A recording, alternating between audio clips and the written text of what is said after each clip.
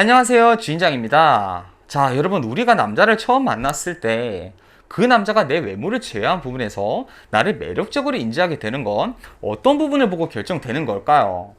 흔하게 우리가 생각하기에 서로 대화를 통해서 그 사람을 알아가면서 매력을 느끼는 거 아니야? 이렇게 생각합니다.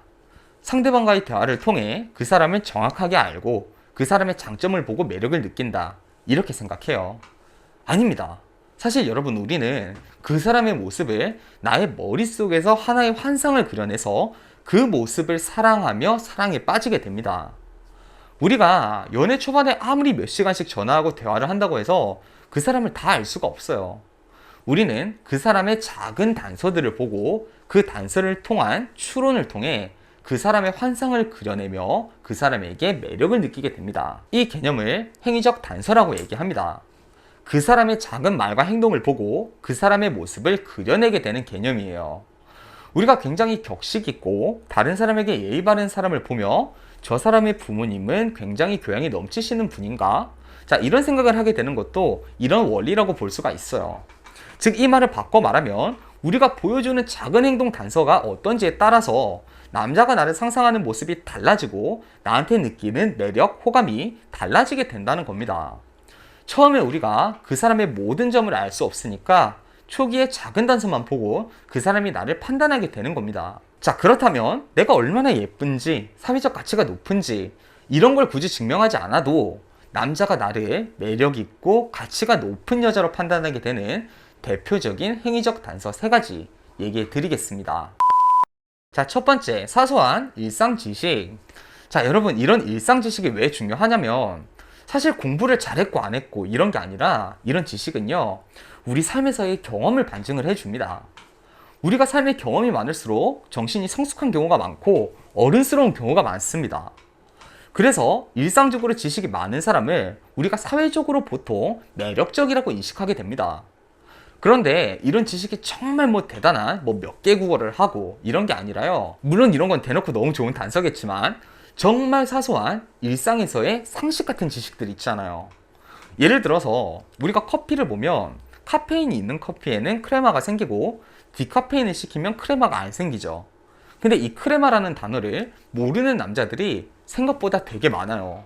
실제로 제 주변에 이 크레마를 커피때라고 몇 년 동안 부른 사람이 있었어요. 이렇게 일상에서 사소한 지식을 정말 음식에 대해서도 깊이는 아니지만 어느 정도 알고 와인도 소믈리에 매니아 이런 정도는 아니더라도 기본적으로 레드 와인이 고기에 어울리고 화이트 와인은 생선에 어울리고 이런 정말 기본적인 상식 정도를 드러내는 편이 좋아요.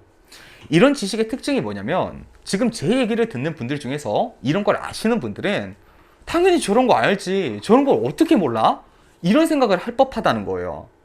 그런데 여러분, 이게 진짜 연령대가 낮을수록 모르는 지식이에요. 중요한 건 내 연령대보다는 좀 더 높은 연령대가 알만한 일상적 지식이 나타나면 더 효과적이라는 겁니다. 지식이란 게 무슨 급이 있는 건 아니지만 나이에 따라서 경험을 하게 되는 평균적인 수준은 있잖아요. 내 나이대보다 좀 더 높은 연령대의 지식을 드러내는 것만으로 상대방이 나를 성숙하게 볼 수 있는 매력이 될 수 있다는 겁니다. 두 번째, 교양미 있는 말투. 자, 여러분, 사람의 말투라는 건 그 사람의 교양을 드러내는 가장 대표적인 단서예요. 평소에 저 사람이 어떤 말투를 사용하는지를 보면 거의 90% 이상 그 사람의 지적 수준이나 생활 수준을 알 수 있어요. 정말 학식이 깊고 교양이 넘치는 사람이 말투가 상스러운 경우는 우리 삶에서 본 적이 많지는 않지 않습니까? 그래서 우리가 어떤 말을 하지 않더라도 교양미가 넘치는 말투를 사용하는 것만으로 상대방은 내 수준이 높다고 생각을 하게 됩니다.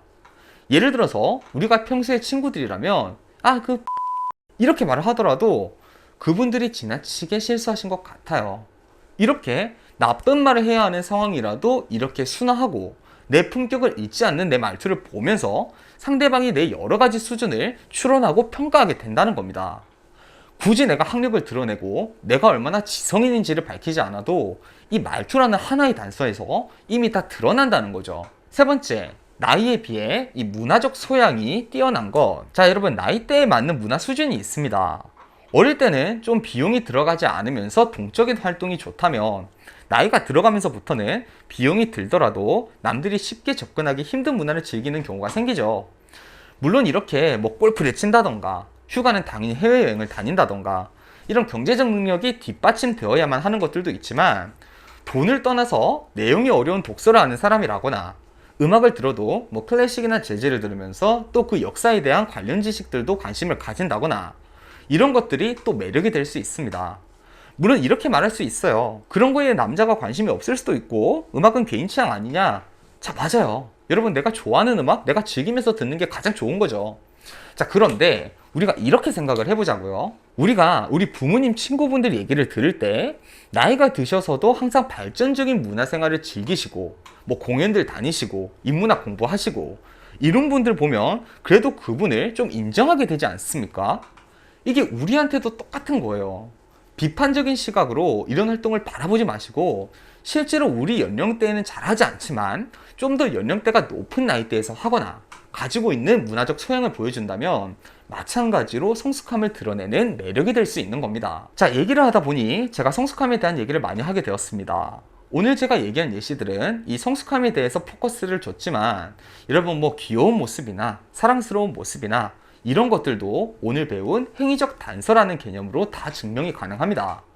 하지만 이런 모습은 그 남자의 취향을 먼저 알아야 해요. 어떤 남자는 애기 같은 여자를 너무 좋아할 수도 있지만 또 어떤 남자는 이런 여자를 싫어할 수도 있어요.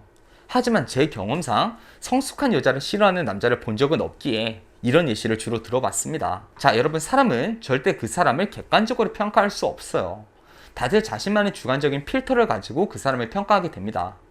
그렇기에 우리가 이런 작은 단서를 어떻게 보여주는지에 따라서 그 사람이 나를 생각하는 것은 달라지게 됩니다. 반대로 이걸 잘 이용하면 우리가 우리 가치를 직접적으로 증명하지 않아도 그 사람이 이미 나를 매력적이라고 인지할 수도 있는 거죠.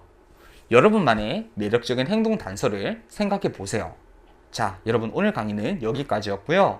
저는 주인장이었습니다. 자, 여러분, 오늘도 행복한 하루 하세요.